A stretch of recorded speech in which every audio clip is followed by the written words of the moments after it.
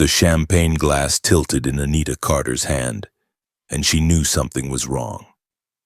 It wasn't the expensive crystal or the golden liquid inside. Those were perfect, as everything at the Hanam Dong Charity Gala was meant to be. It was the way her vision doubled, then tripled, turning the glittering ballroom into a kaleidoscope of silk gowns and diamond jewelry. Her knees buckled. She tried to speak, but her tongue felt thick. The first sign appeared on her cheek, a shadow blooming beneath her dark skin like watercolor spreading through wet paper. Not red, purple, deep and wrong. Across the room, Kang Min-jun saw her fall. He moved through the crowd with frightening speed, his black suit cutting through the mass of Seoul's elite like a blade. He caught Anita before she hit the ground, lifting her into his arms as he rose to his full height. And the ballroom fell silent. Even the string quartet stopped mid-note. Min-jun's voice, when it came, was thunder. "Who dared touch you?" The question hung in the air, sharp and dangerous. His dark eyes swept across the frozen faces, politicians, businessmen, socialites, all of them suddenly remembering exactly who Kang Min-jun was beneath the tailored suit and charitable donations. The bruise on Anita's cheek darkened as he held her, spreading like storm clouds beneath her skin. No one answered, no one moved. Min-jun turned and walked toward the exit, carrying Anita as though she weighed nothing. His security team materialized around him, a wall of black suits and earpieces. Behind them, the gala erupted into chaos. Before we continue, hit that subscribe button so you don't miss out on more stories like this. Let's dive in. And the private hospital room smelled like antiseptic and expensive flowers. Anita Carter lay unconscious in the bed, IV lines running clear fluids into her veins. The bruise had spread from her cheek down her neck, vivid purple against her brown skin. 3 doctors stood around her, speaking in rapid Korean.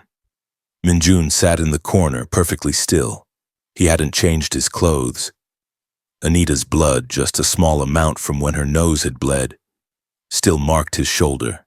His right-hand man, Jae-sung, stood by the door, phone in hand. "The toxicology report is back," one of the doctors said in English, out of respect for Anita. "It's a synthetic compound, designed to cause subcutaneous hemorrhaging. Not fatal, but painful and disfiguring. The bruising will spread for another 48 hours before it stabilizes. Can you stop it?" Min-jun's voice was calm, but Jae-sung had worked for him long enough to hear the edge underneath. "We're doing everything we can. She'll recover, but it will take time. Weeks, possibly months, for the bruising to fully fade." Min-jun nodded once. The doctors took that as their dismissal and left. Jae-sung approached carefully. "The security footage has been isolated. I know who did it." "Show me." Jae-sung pulled out a tablet displaying frozen images from the gala's cameras. A young man in a server's uniform handing Anita the champagne glass. His face was forgettable, designed to blend in. "His name is Kim Sung-ho. He's not on any of our lists. Background check shows he's a university student, no criminal record, no connections to any rival families." "Then someone got to him," Min-jun said. "Find out who. Find out how. I want everything." "Already in progress. We've tracked him to an apartment in Gangnam. The team is waiting for your orders." Min-jun stood, moving to Anita's bedside. He looked at her face, at the bruise that marked her like a brand. His hand hovered over hers but didn't touch. Not yet. Not until he knew what he was dealing with. "Bring him to the warehouse. Alive. I need to know who sent him." Jae-sung nodded and left. Min-jun pulled a chair closer to the bed and sat down. He would wait. He was good at waiting. Patient, calculated, always thinking 3 moves ahead. It was how he'd survived in a world that ate the weak and foolish. But looking at Anita now, unconscious and marked by someone's attack, he felt something uncomfortably close to urgency. They'd been engaged for 6 months. An arrangement between families, or so everyone thought. Min-jun's father had died 2 years ago, leaving him in control of the Kang organization at 28. His mother had pressured him to marry, to secure alliances, to think about legacy. Then Anita Carter had walked into his office with a proposal. She was an art curator, educated at Yale, sophisticated and sharp. Her father had been James Carter, a man who'd built an empire in international shipping before dying in what was ruled an accident. Anita didn't believe it was an accident. She believed it was murder. And she believed the answer was somewhere in Seoul's underworld. So she'd proposed a deal, an engagement that would give her access to Min-jun's world, and give him access to her father's international connections and legitimate business fronts. Mutually beneficial, strictly professional. Min-jun had agreed because she was smart, because she was brave enough to walk into a predator's den with nothing but her wits, and because he respected anyone who played the game that well. He hadn't expected to care whether she lived or died, yet here he was staring at her bruised face, feeling something dark and violent uncoil in his chest. His phone buzzed, a message from Jae-sung. "We have him." Min-jun stood, looked at Anita one more time, then left. The warehouse was in Incheon, far enough from the city center to ensure privacy. Min-jun arrived an hour after leaving the hospital. The building was old, concrete, and shadows, the kind of place that asked no questions. Kim Sung-ho sat in a metal chair, hands bound behind him. He was young, maybe 22, with the soft features of someone who'd never experienced real violence. His eyes were wide with terror. Min-jun walked in, and the temperature in the room seemed to drop. "I'm going to ask you questions," Min-jun said in Korean, his voice conversational. "You're going to answer them. If you lie, this will take much longer than either of us wants." "I don't know anything," Sung-ho's voice cracked. "They just paid me to deliver the drink, that's all." "Who paid you?" "I don't know his name. He approached me at the university, said he'd pay off my student loans if I did this one thing. He showed me her picture, told me which drink to bring her. That's all I know, I swear." Jae-sung stepped forward with his phone, showing Sung-ho a series of photographs. "Is this the man?" Sung-ho's face went white. Yes, that's him." Min-jun looked at the photo. The man was in his 50s, Korean, with the kind of forgettable face that worked in intelligence or organized crime. Min-jun didn't recognize him. "Run the image," he told Jae-sung. Within minutes, they had a match. The man's name was Park Do-hyun, a mid-level operative who'd worked for various organizations over the years. Most recently, he'd been employed by the Choi family, Min-jun's oldest rivals, currently trying to expand their territory into his ports. "Where can I find Park Do-hyun?" Min-jun asked Sung-ho. "I don't know. He contacted me, not the other way around."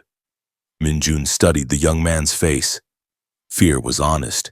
You couldn't fake the way Sung-ho was shaking, and the sweat on his forehead, the rapid breathing.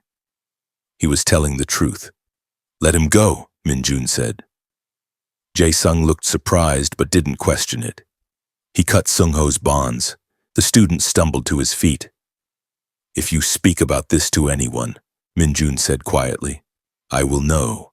And next time I won't be merciful, understand?" Sung-ho nodded frantically and ran. "You let him go," Jae-sung observed after the young man had disappeared into the night. "He was a tool. I want the hand that wielded him." Min-jun pulled out his phone, making a call. "Assemble the team. I want Park Do-hyun found within the hour. And I want a full analysis of the Choi family's recent activities. Someone authorized this attack. I want to know who." By dawn, they had their answers. Park Do-hyun had been found in a hotel room in Busan, attempting to leave the country. The interrogation had been efficient. He'd confessed to working for Choi Jin-woo, the youngest son of the Choi family patriarch. Jinwoo was 26, ambitious and frustrated with his family's cautious approach to expanding their business. He'd ordered the attack on Anita as a way to provoke Min-jun, hoping to start a war that would force his father to act more aggressively. It was a stupid plan, born of inexperience and ego. Min-jun sat in his office in the Kang family estate, a traditional hanok that had been in his family for 3 generations. The morning light filtered through the paper screens. On his desk were 3 files. One on the Choi family's financial holdings, one on their current operations, and one on their internal family structure. He'd been awake for 36 hours, and he felt perfectly alert. His mother entered without knocking, one of the few people allowed to do so. Kang Soo-yeon was 62, elegant in a traditional hanbok, her hair pulled back in a neat bun. She'd been born in poverty, married into the Kang family, and survived 4 decades in a world that destroyed the weak. "You haven't slept," she observed, settling into the chair across from him. "I've been working." "How is she?" "Stable. The bruising has stopped spreading. She'll wake soon." Soo-yeon nodded, studying her son's face. "I heard about the Choi family. What are you planning?" "To remove them as a threat." "By going to war?" "By being smarter than they are." Soo-yeon smiled slightly. "You sound like your father." Min-jun didn't respond to that. His father had been brilliant and ruthless, building the Kang organization into one of Seoul's most powerful families. He'd also been distant, treating his son like a business investment rather than a child. Min-jun had learned everything from him: strategy, patience, how to read people, how to survive. But he'd never learned how to be warm. "I didn't approve of this engagement at first," Soo-yeon said. "An American, an outsider. I thought it was a mistake." "I know. But watching you carry her out of that gala, the way you looked at the crowd," she paused, "I saw something I haven't seen in you before." "What?" "Fear, not for yourself, for her." Min-jun met his mother's eyes. "She was attacked because of me, because someone wanted to hurt me and saw her as the way to do it. And now I make sure it never happens again." Soo-yeon stood, he moving to the window that overlooked the courtyard. "Your uncle called this morning. He wants to meet with you about the engagement." Min-jun's expression didn't change, but something cold settled in his chest. His uncle, Kang Dae-jung, was his father's younger brother. He'd been the family's financial manager for 20 years, controlling accounts and investments. He'd always been ambitious, always hovering at the edges of power. What did he want? "He thinks you should reconsider the arrangement with Anita Carter. He says it makes you look weak, that our rivals see it as an opportunity to attack." "He said this to you?" "He implied it." Carefully. Min-jun considered this. His uncle had opposed the engagement from the beginning, though he'd been subtle about it. Always with reasonable concerns, logical arguments. But Min-jun hadn't survived this long without learning to hear what people didn't say. "I'll speak with him," Min-jun said. His mother turned back to face him. "Be careful, Min-jun. Family betrayal cuts deeper than any enemy's blade." After she left, Min-jun sat in silence, thinking. Then he made a call. "I need you to audit my uncle's accounts," he told his head of financial security. "Everything. Every transaction for the past 5 years. I want to know where every one came from and where it went. That will take time. You have 72 hours. He ended the call and returned to the files on his desk. The Choi family would be dealt with swiftly. But if his instincts were correct about his uncle, that would require something more delicate. Anita woke 3 days after the gala. Min-jun was in her hospital room when it happened, reviewing reports on his laptop. He saw her eyes open, watched her orient herself to the unfamiliar surroundings. "You're awake," he said, setting aside his computer. Anita's hand went to her face, feeling the bruised skin. She winced. How bad is it? It's healing. The doctors say the bruising will fade completely, though it may take time. She sat up slowly, accepting the water he offered. After she drank, she looked at him directly. What happened? Min-jun told her everything, the poison, the server, the trail that led to the Choi family. He was precise, factual, leaving out nothing. When he finished, Anita was quiet for a long moment. So they attacked me to get to you, she finally said. Yes? And what are you going to do about it? I'm going to end the Choi family's operations in Seoul. Permanently. How? Min-jun pulled out his phone, showing her a series of documents. 3 years ago, the Choi family expanded into legitimate real estate development. They've been using those properties to launder money from their other operations. I have evidence of every transaction, every falsified document, every bribe paid to officials. Anita scrolled through the files, her eyes sharp despite her ordeal. You're going to expose them. I'm going to give this information to the prosecutors and the Financial Crimes Unit. The Choi patriarch, Choi Tae-min, has spent decades building a reputation as a legitimate businessman. When this goes public, his empire will collapse. His political connections will abandon him, his legitimate partners will run.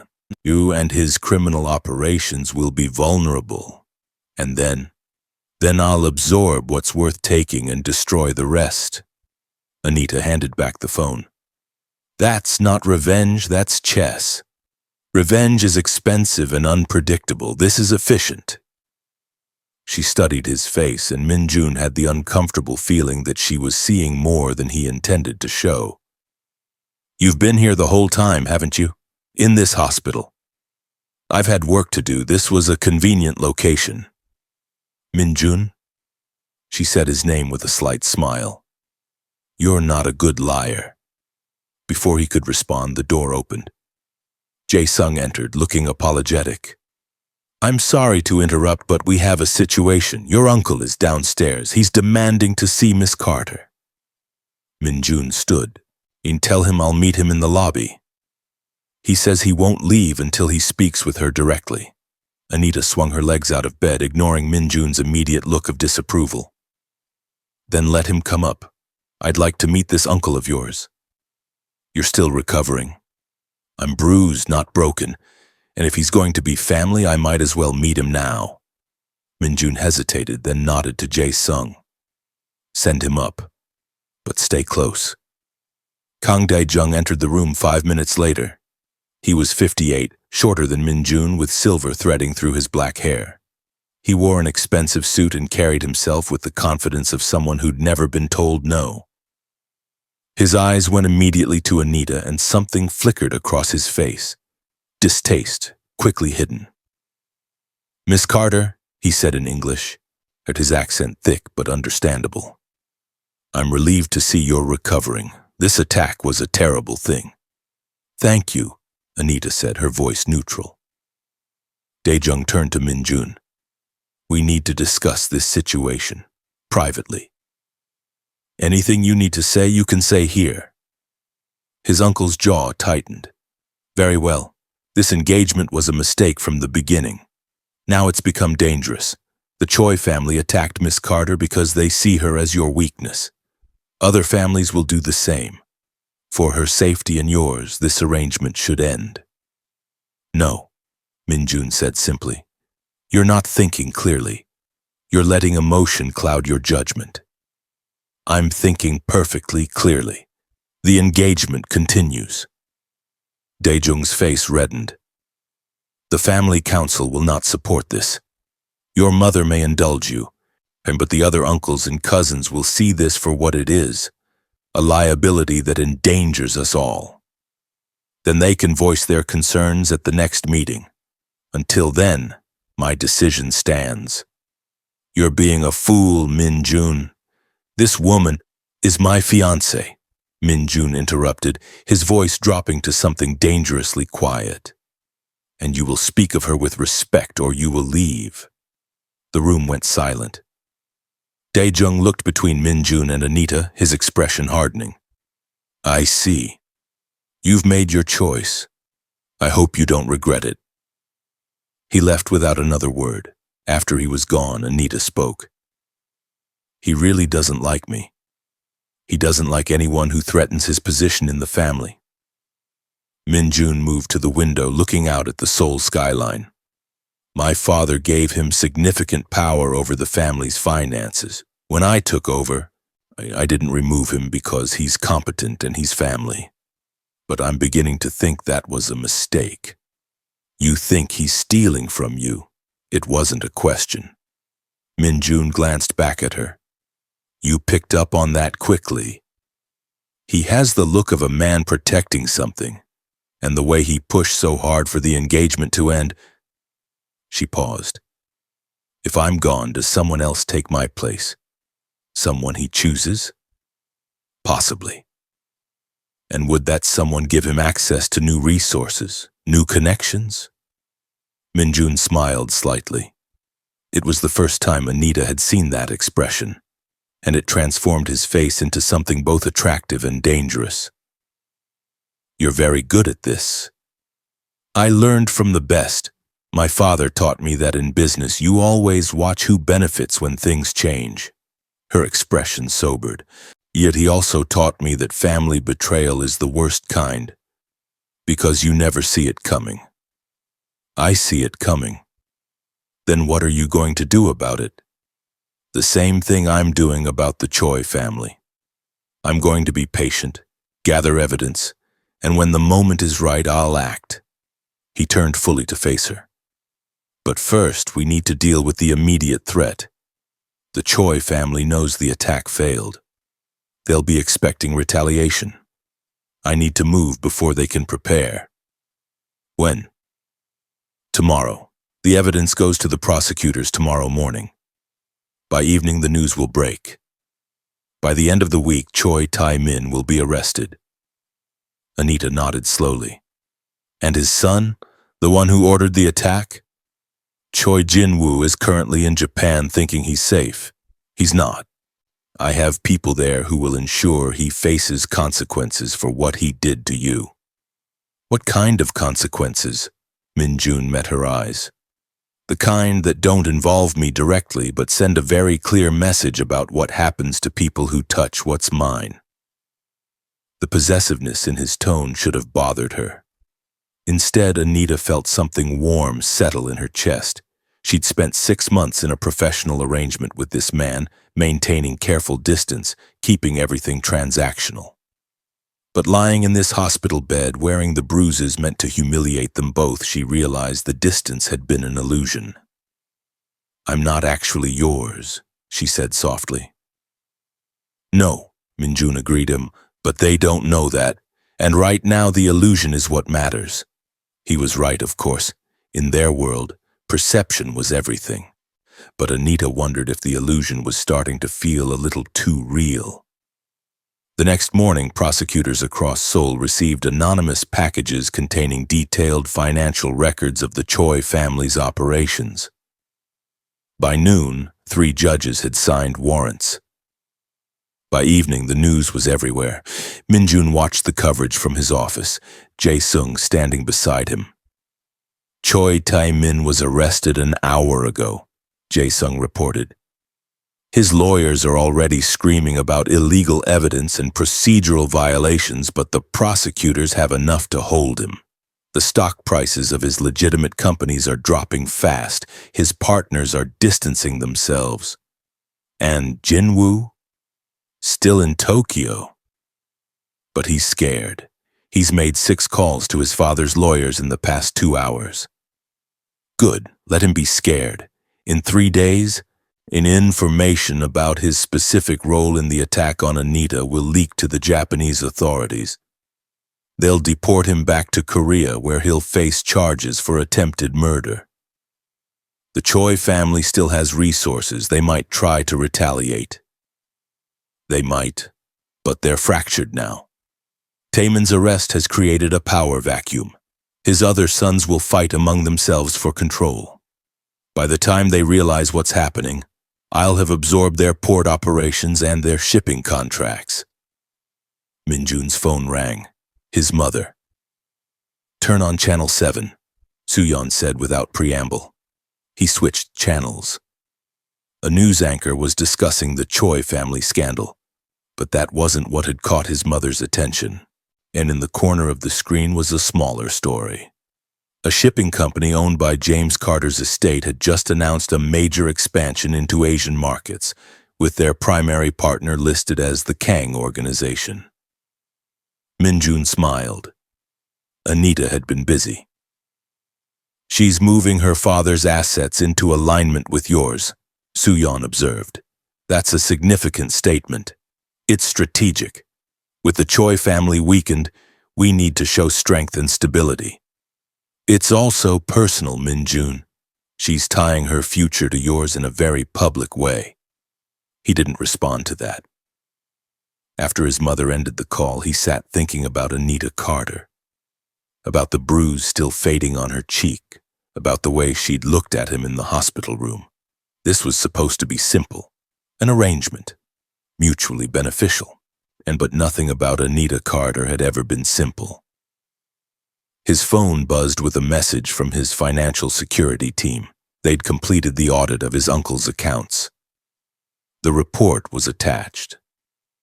Min-jun opened it and started reading. With each page, his expression grew colder. For 5 years, Dae-jung had been systematically embezzling from the family. Small amounts at first, then larger as he grew confident. He'd hidden the theft behind complex transactions and offshore accounts. The total was nearly $40 million. But that wasn't the worst part. 3 days before James Carter's death, Dae-jung had received a payment of $5 million from an account connected to a shipping company that had competed with Carter's business. 2 days after Carter's death, that same company had acquired several of Carter's routes at below-market prices. Min-jun sat very still, reading that section 3 times. His uncle had been involved in Anita's father's death. The office door opened. Anita walked in, looking stronger than she had in the hospital. The bruise on her cheek had faded to a yellowish shadow. She wore a simple black dress and her hair pulled back, professional and composed. "You're supposed to be resting," Min-jun said. "I've been resting for 4 days. I needed to move." She settled into the chair across from his desk. "I saw the news about the Choi family. Impressive work. It was necessary. It was more than that. You dismantled them in less than a week." She studied his face. "Something else happened." "What is it?" Min-jun considered how much to tell her. Then he turned his laptop around, showing her the financial report. Anita read in silence.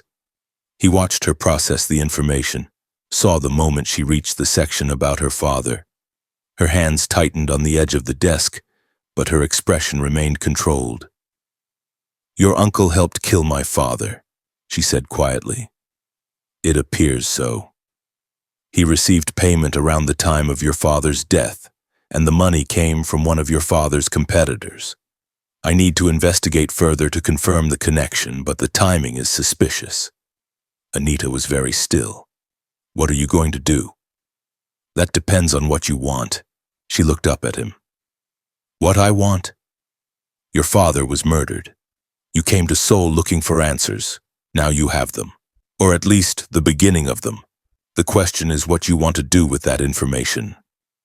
Anita stood, walking to the window. Outside, Seoul sprawled in every direction, millions of lives and stories playing out beneath the afternoon sun. She'd come to this city 6 months ago with a plan: infiltrate the underworld, find her father's killers, make them pay. She'd expected it to take years. She'd expected to do it alone. She hadn't expected Kang Min-jun. "If we expose your uncle," she said slowly, "it will damage your family.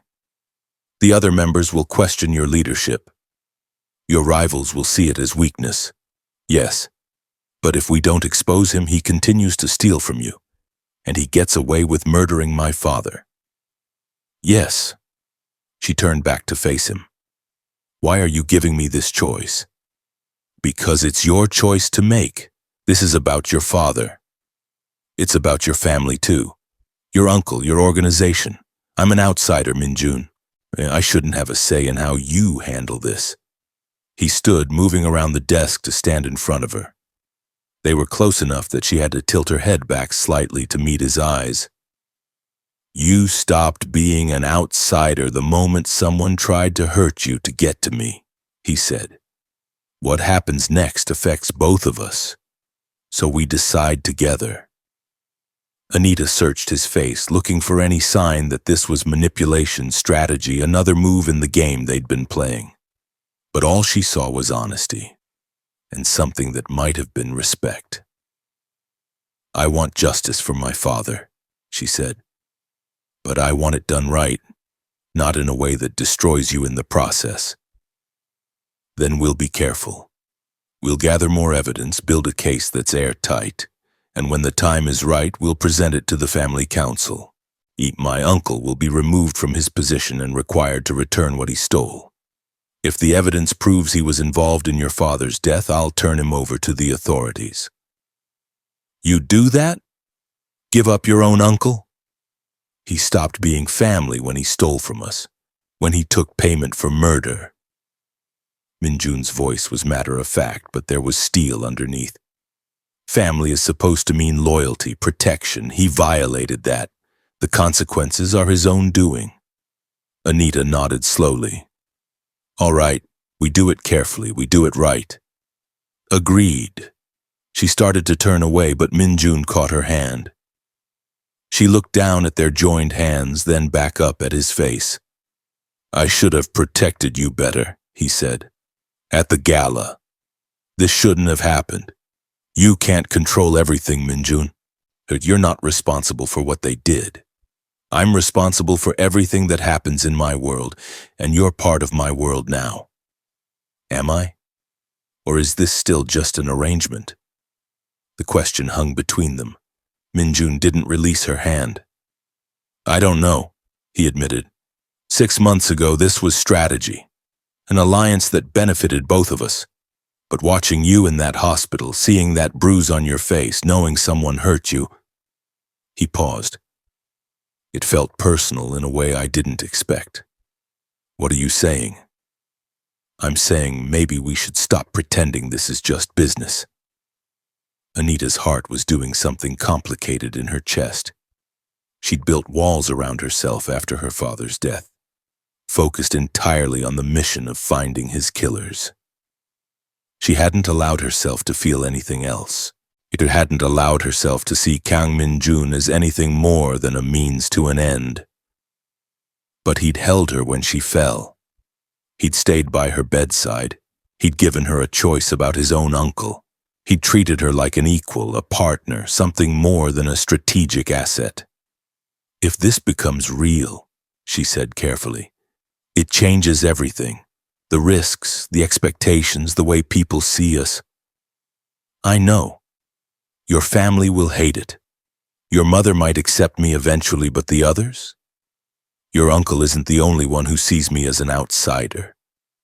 Then they'll learn to adjust. Or they'll leave. His thumb brushed across her knuckles. I spent my entire life following the rules, meeting expectations, doing what was best for the family, but my father is dead, and I'm in charge now. If I can't choose who I want beside me, well, what's the point of all this power? Anita smiled despite herself. That's almost romantic.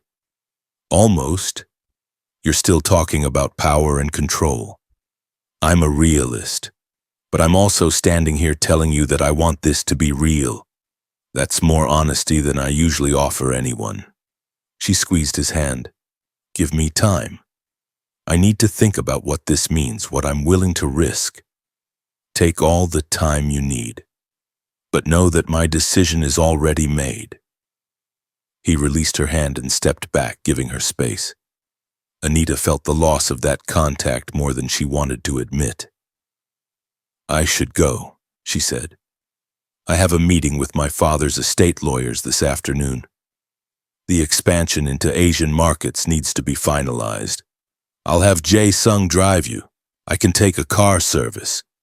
Anita. He said her name firmly. Until the Choi situation is fully resolved, you have security. Non-negotiable. She wanted to argue but saw the set of his jaw and decided to pick her battles. Fine, but tell Jae-sung to be discreet. After she left, Min-jun returned to his desk and the files on his uncle. He had work to do, evidence to gather, strategies to plan, empires to topple and rebuild. But for the first time in his life, the work felt like something more than just survival. It felt like he was building towards something. Someone. The thought should have terrified him. Instead, it felt like clarity. 2 weeks passed. The Choi family collapsed exactly as Min-jun had predicted. Choi Tae-min remained in custody, his assets frozen, his political allies pretending they'd never known him.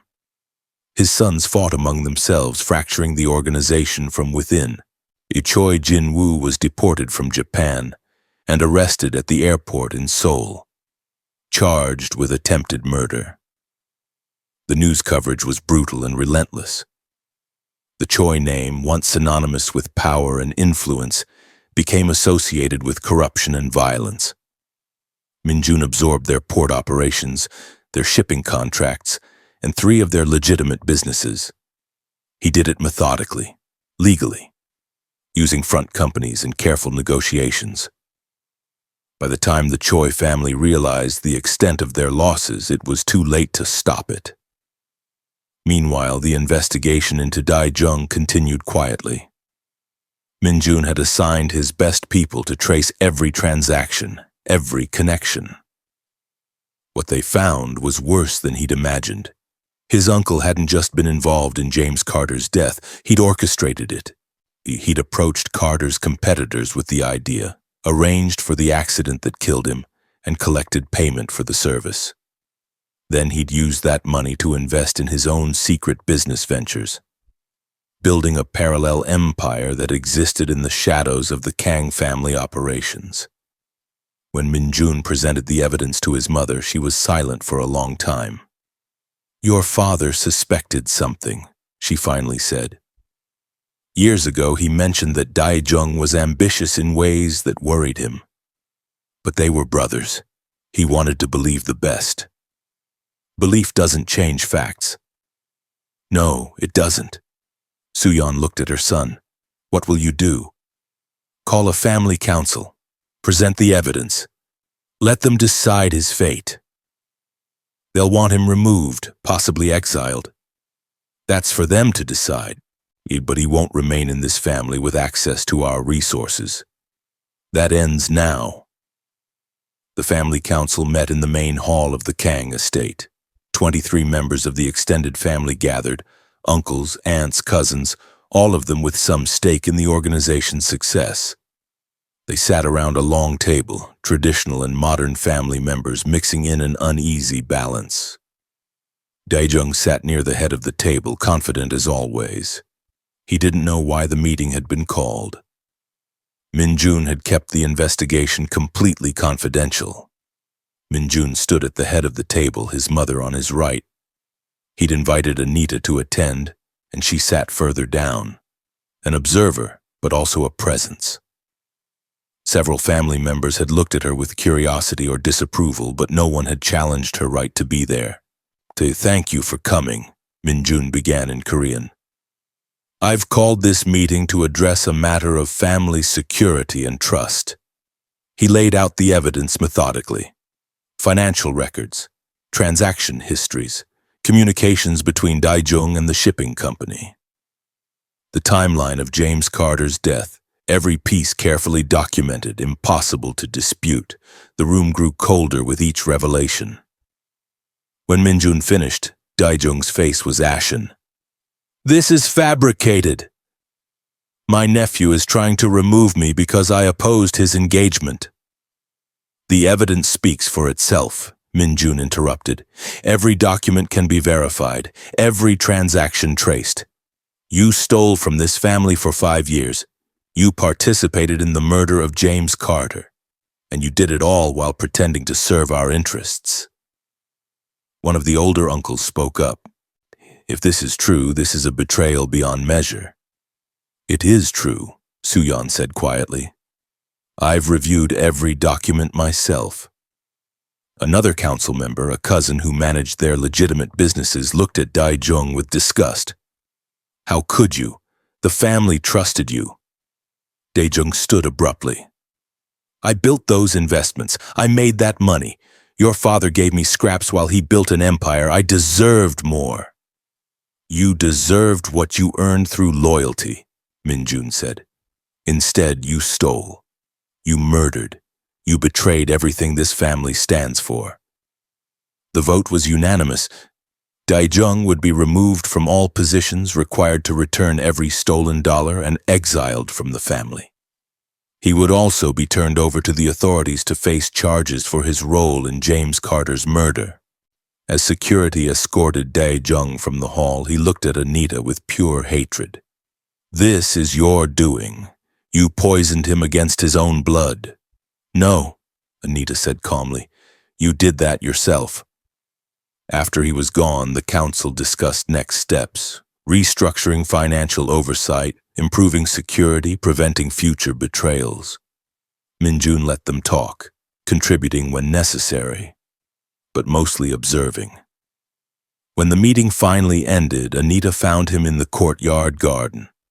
He stood beneath a bare cherry tree, looking up at branches that would bloom in spring. You did the right thing, she said. Did I? I just destroyed my father's brother, tore apart my family. Your uncle destroyed himself. You just held him accountable. Min-jun looked at her. The bruise on her cheek was completely gone now, no trace of the poison that had marked her. But something else had changed in her face, a softness that hadn't been there before.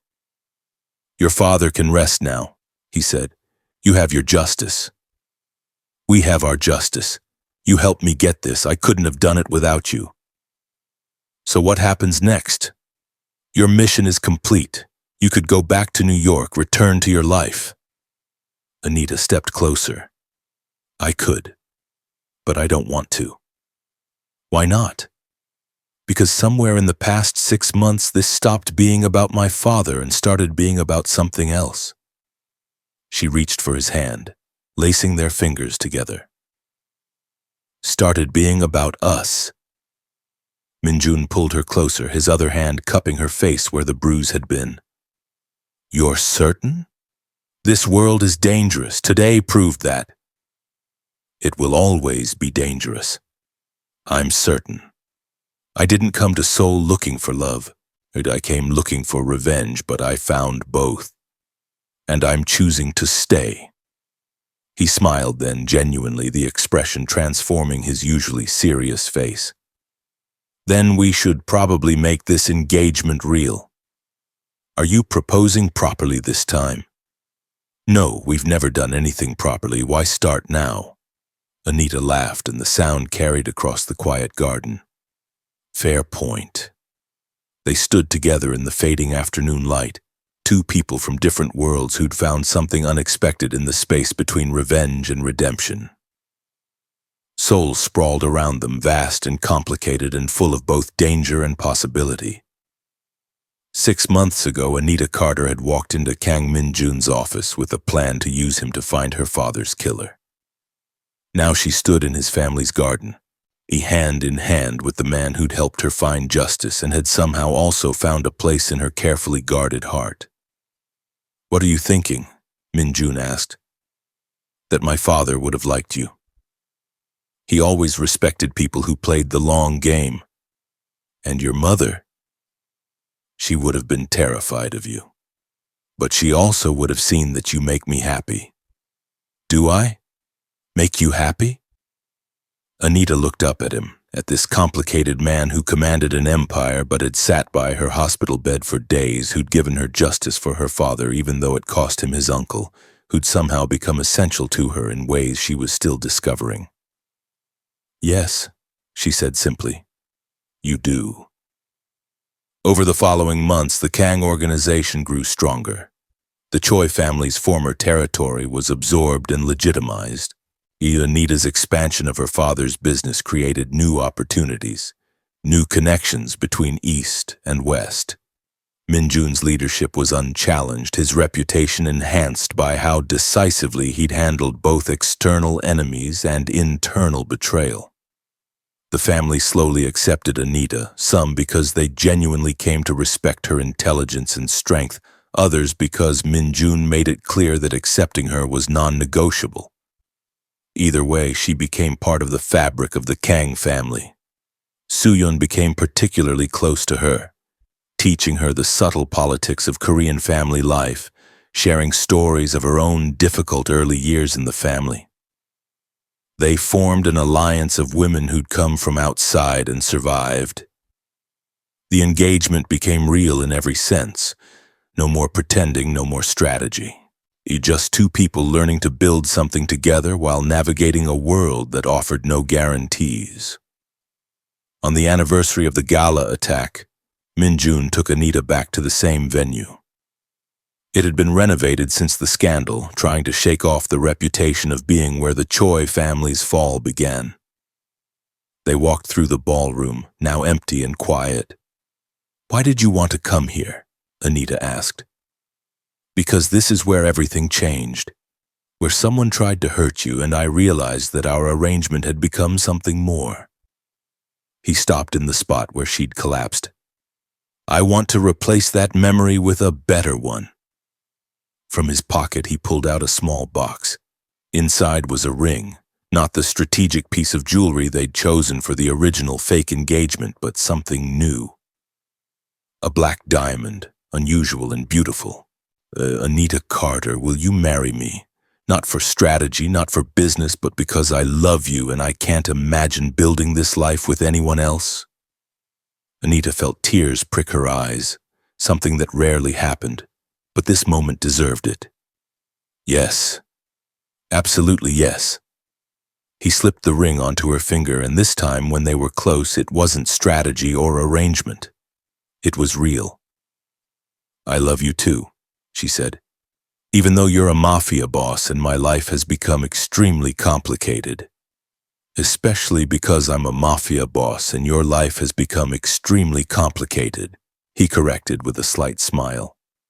She laughed and they stood together in the empty ballroom. Two people who'd started as strangers with agendas and become something neither of them had expected. Partners, equals, and against all odds, truly in love. Outside, and Seoul continued its endless rhythm. The city had seen countless stories play out in its streets and buildings, stories of power and betrayal, revenge and redemption. But this story, of an American woman seeking justice and a Korean mafia boss who helped her find it while finding something unexpected himself, this story was uniquely theirs. And it was only beginning. If you enjoyed this story, don't forget to like and share it with friends who love thrilling romance. Drop a comment telling me what you thought of Min-jun and Anita's journey. And subscribe for more captivating stories that will keep you hooked from beginning to end.